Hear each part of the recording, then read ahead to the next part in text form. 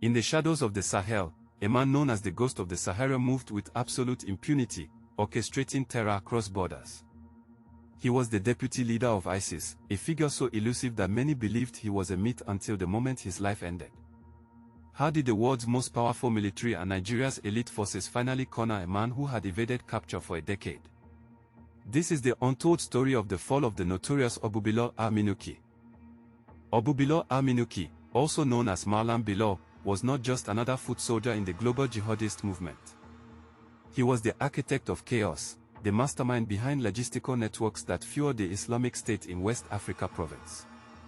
For years, he operated from the thickets of the Lake Chad Basin, commanding thousands and managing millions in illicit funds. His reach was vast, his influence deadly, and his name whispered in fear across the remote villages of Borno and beyond. The rise of ISWAP transformed the landscape of Nigerian security, shifting from localized insurgency to a global franchise of terror. As the group expanded, al-Minuki became the bridge between the central ISIS leadership in the Middle East and the local fighters in the Sahel. He provided the ideological glue and the tactical expertise that allowed the group to seize territory. To the Nigerian state, he was target number one. To his followers, he was an untouchable commander of the faith. Tracking a ghost requires more than just satellite imagery, it requires a deep understanding of the terrain and the people. The Lake Chad region is a labyrinth of islands, swamps, and dense forests where borders blur and the law rarely reaches. Al-Minuki used this geography to his advantage, moving frequently between hideouts and using couriers instead of electronic communications. He was a master of evasion, living off the land and staying one step ahead of the many drones circling above.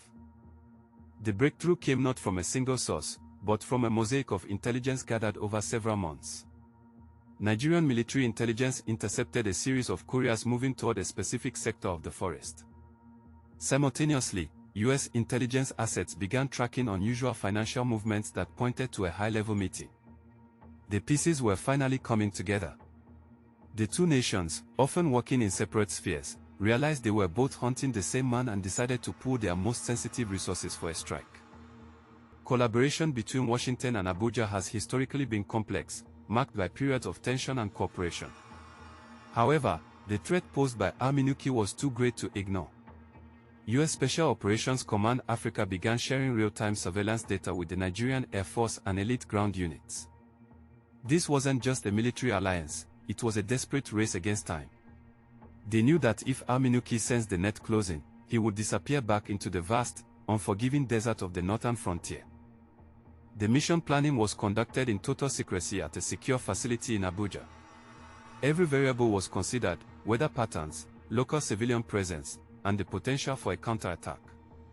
The goal was clear: eliminate the leadership without causing collateral damage. The tactical team studied 3D models of the suspected compound, memorizing every entrance and exit. They knew that in the heart of the insurgency's territory, there would be no room for error and no second chances once the first shot fired. As the date of the operation approached, the weather turned. Dust storms from the Sahara swept across the region, grounding some area assets and reducing visibility to near zero. For many, this would be a reason to delay, but for the elite tactical team, the storm was a gift. It provided the perfect cover for a low-altitude approach. The sound of the wind would mask the roar of the engines, and the haze would hide the movement of ground troops through the tall grass. The night was moonless, the air thick with the smell of dust and dry grass. Under the cover of darkness, a joint tactical team moved with surgical precision toward a secluded compound near the Sambisa forest. These were not ordinary soldiers, they were the elite, trained for years to execute a high-value target mission. Every step was calculated, every breath controlled. They were hunting a ghost, and they knew that one wrong move would alert the entire terrorist cell nearby. Suddenly, the silence of the night was shattered by the precise roar of a coordinated strike. Explosions rocked the compound as the joint forces breached the perimeter. The resistance was fierce but disorganized. The insurgents, caught off guard, struggled to mount a defense in the chaos.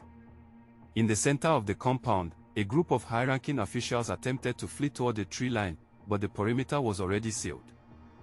There was no escape for the men who had orchestrated so much pain. In the heat of the firefight, the target was identified.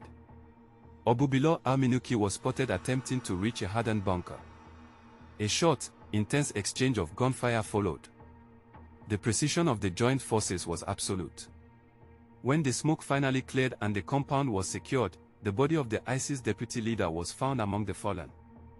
The man who had once been the most feared figure in the Sahel was gone. His reign of terror ended in a dusty clearing. Biometric verification was conducted on site to confirm the identity. Digital scanners compared the fallen man's features with records held by international intelligence agencies. The result was a 100% match. The news was immediately flashed back to command centers in Abuja and Stuttgart. The message was simple: the target is down. For the first time in years, a major pillar of the global ISIS network had been removed from the chessboard, sending shockwaves through the ranks of the insurgency across West Africa. In Abuja, the atmosphere was one of cautious triumph.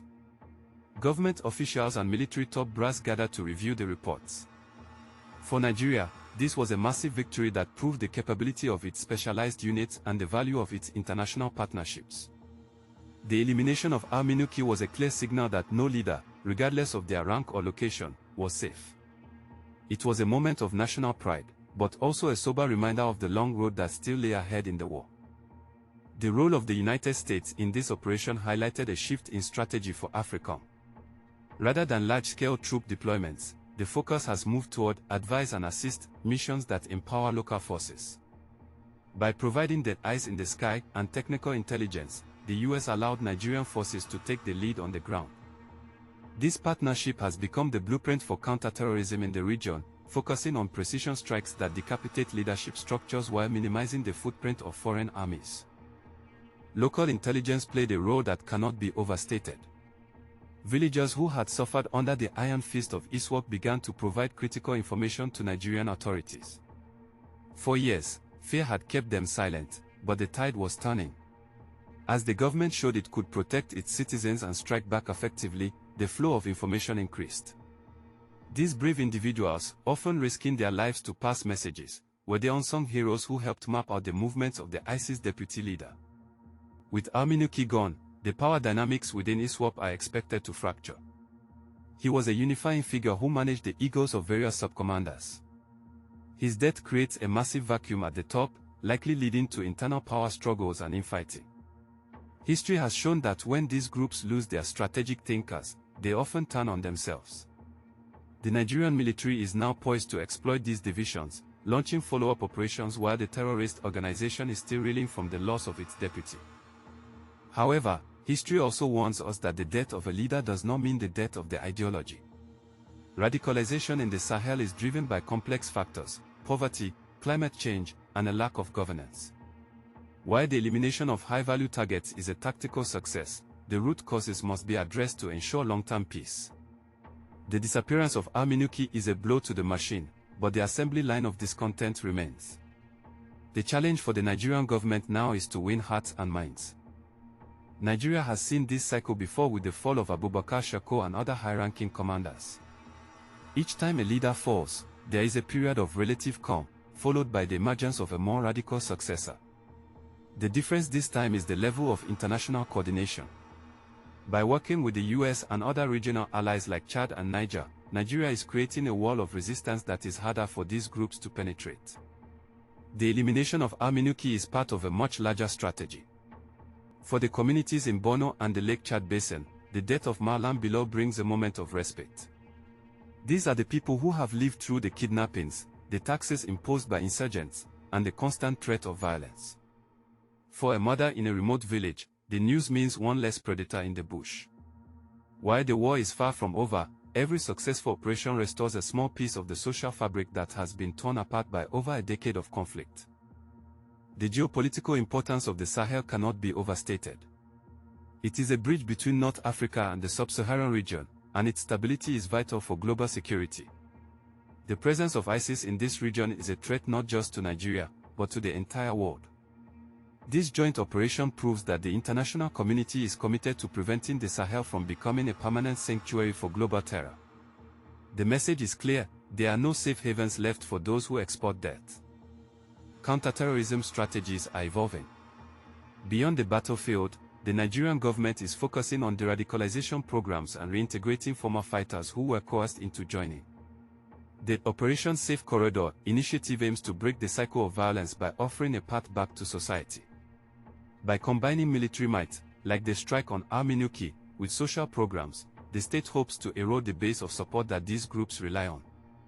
It is a dual approach of the iron fist and the velvet glove. The price of peace has been high. Thousands of soldiers and civilians have lost their lives in this struggle. The elimination of al-Minuki is a tribute to those who have fallen in the line of duty. It serves as a reminder of the bravery of the Nigerian armed forces and the silent professionals who work in the shadows. Their sacrifices have ensured that the flag of a caliphate does not fly over the sovereign territory of Nigeria. The struggle continues, but the momentum has shifted. As we look to the future, the hunt for the remaining leadership of ISWAP intensifies. The intelligence gathered from al-Minuki's compound is currently being analyzed, providing a treasure trove of information on the group's financiers and sleeper cells. The war on terror is often a war of information, and the joint forces now have the upper hand. The network is exposed, and the hunters are closing in. The death of one man has opened the door to the final defeat of his entire organization. The fall of Abu-Bilal al-Minuki is a milestone in the history of West African security. It is a story of cooperation, resilience, and the relentless pursuit of justice. While the shadows of the Sahel may still hold secrets, the light of truth is beginning to pierce through. Nigeria stands stronger today, proving that even the most elusive ghosts can be caught when the world stands together. The desert wind continues to blow, but it now carries a message of hope for a future without terror.